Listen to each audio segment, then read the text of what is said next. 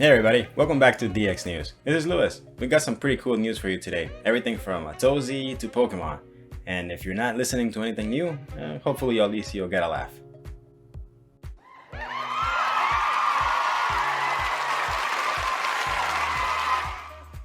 And let's start off with Bitboy versus Atozy. So, newsflash, big drama nation coming up. So in the previous episode, we covered how Ben Armstrong, aka Bitboy, was getting called out for promoting shitcoins.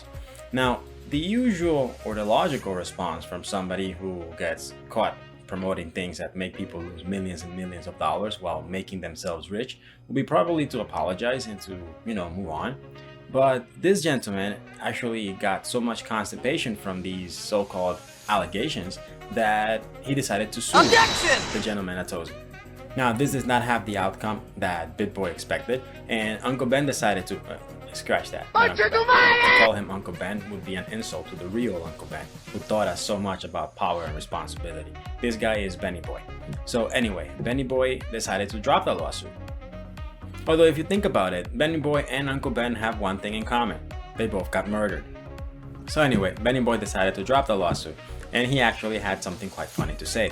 He went on to say that he didn't know that his name was so big now that him filing a lawsuit would be found and be made this public. He goes on to assure that if he knew this would become so public, he would never have done it, and that he was going to drop the lawsuit 100%. It hasn't been officially dropped at the time of this writing, but stay tuned for details. So let's get honest for a second. What do you think? Do you really think it's his conscience creeping up? No. Will we ever see consciousness from a YouTuber influencer? No. Is this the closest thing to it? Let us know in the comments below. So I'm not sure I buy this whole because it went to public kind of thing. I mean, if you go look at his meltdown on his YouTube, we are the most transparent channel. If people rank us over the closer things, we do what we say that we do. And you're saying I show coins, and yesterday you were saying like we just go, we say, go buy this and we sell back. Never in the history of this channel have I done that. Not one time, not one single time have I ever done that. And the stuff and the words that come out of your mouth that buy into the meme culture and the echo chamber that you live in, it's asinine, punk. You're assassinating people's character. All I said was I didn't agree with it. It's a different story. And if you go back and look at his Twitter, you're gonna see him. He's in full crisis mode, telling haters to fuck off and things like that. So there were multiple signs that were pointing out that this was not going to go well for Bitboy, including the fundraising campaign that Atozy held. He knew this was going to get expensive, so he asked the internet for help, and people did not disappoint. Really, one dude donated $100,000, and he managed to collect $200,000 for his defense. Now he went on to say and to thank his people for his collaboration. He didn't know this was going to happen, blah blah blah blah blah blah. And after Bitboy said that he was going to drop the lawsuit, then this fella said he was going to refund the money as soon as it was confirmed. So let us know what you think in the comments. And let us know who you think will be the next one to get sued by Bitboy. So we've been talking lately about how our friends at the bankrupt company Voyager have the money management skills of a 12-year-old on Sugar Rush. Most recently, they wanted to pay themselves over $1.5 million for their participation in bankrupting the company. The customers, of course, were not happy, but who cares?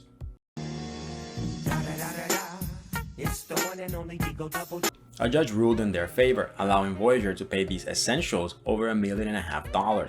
Now, the funny thing is that they're so essential but we can't know who they are, so we really don't know what makes them so. As a result of this, Google searches for how to make yourself essential broke the record previously held by the Google search of what is Brexit. A lot of people who lost their money try to get together and stop this, including one creditor who's lost $450,000, but the justice system failed us again, folks. Interestingly though, these rats who call themselves lawyers are the same lawyers who represent Celsius, so we're starting to see a pattern here. The authorities of Dutchland have decided to give the developer Alexei Peslev an additional 90 days of vacation in jail on the charges of there aren't none yet. He was held without bail for 15 days, and after this time was over, the judge decided to give him 90 extra days. Now officially no charges have been made against him, except for the fact that we know he collaborated in the code of Tornado Cash.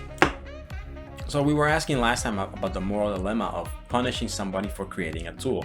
Like if somebody grabs a car and runs over people, should the car manufacturer be held responsible? If somebody buys guns and goes shoot up a school, should the gun manufacturer be held responsible? We think you should tell us your opinion in the comments below.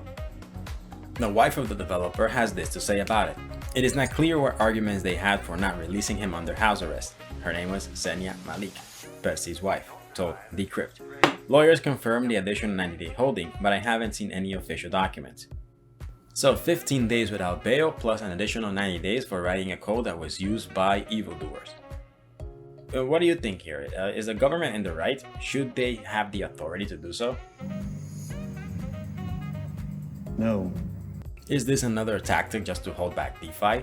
I mean, personally, I think they should all just get in a circle, consume some of those world-renowned magic truffles that are available in Amsterdam, and sing Kumbaya. Investors of the Pokemon 5 project saw their Pokeballs shrink when they saw the liquidity drain. Now, this is another moral dilemma. Do they deserve it? Probably yes. Why the hell would you invest in a Pokemon-themed crypto DeFi project? Like, don't you know that Nintendo's more uptight than a nun in the 1800s? They are not gonna make a Pokemon crypto project, at least not now anyway. And whenever they do, believe us when we tell you it's gonna be all over the news. You won't be the first to hear about it on some crypto call group. So this time the money was around $700,000, which is not bad. So there's at least 3 other Pokemon themed projects that have gone on to Rug, including one called Animoon, which was shielded by Logan Paul. This one rugged $6.3 million. Then there was another one called Pixel Moon that actually drained $70 million. So there's a lesson in there somewhere, folks. Maybe it's don't buy Pokemon shitcoins. To wrap it up, we're gonna just talk to you about version 4.0 of DxSale. The team has been working on this upgrade for over a year. It is the longest time they put into anything, ever, really. So you got new features, new things for users, new products, and of course this is gonna cause some massive ripples in the market, guys, so stay tuned. And if you haven't heard, NFT Brawlers is getting closer and closer to the day of the release. We have the trailer out, the whitelist is open, so go ahead. This is Louis signing off and telling you to always do your own research.